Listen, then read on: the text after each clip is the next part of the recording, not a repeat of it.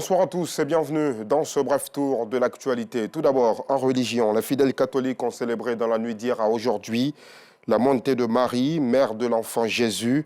Ce jour de l'Assomption est très important aux yeux des chrétiens. Les fidèles considèrent la Vierge Marie comme le secours et l'intercesseur naturel auprès de Dieu. Ils ont effectué nombreux le déplacement dans plusieurs sanctuaires mariales. Nos reporters Théodore Zouzou, Gilles Tonien et Ouattara y étaient. Le constat à 19h30.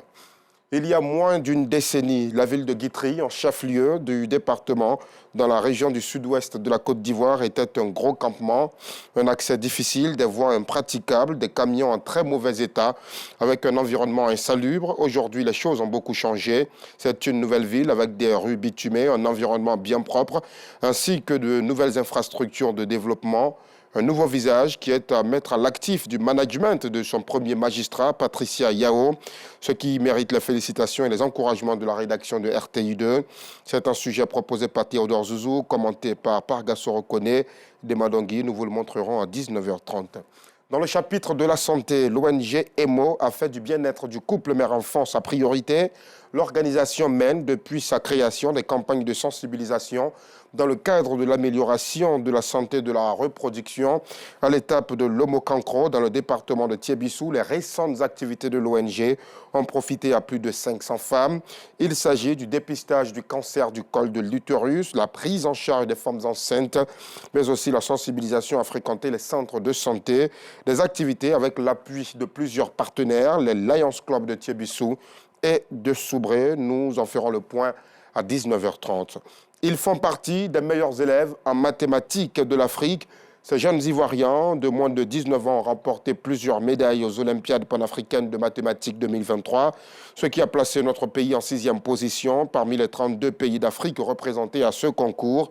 Pour obtenir ce prix, ils se sont engagés au travail acharné et se sont privés de plusieurs loisirs. Clarisse Kanyala, notre reporter, a fait une incursion dans leur univers. Son reportage à 19h30 également. Et puis, si les commerçants occupent de plus en plus les abords des routes pour la vente de leurs articles, cette façon de faire ralentit la circulation et cause des accidents de la route. Malgré les efforts consentis par les autorités, ils refusent de céder la route aux automobilistes. Ces actions se déroulent, comme vous le voyez, dans les communes d'Adjamé et d'Abobo. Notre constat à 19h30. Et pour finir, direction Koulouba, au Mali.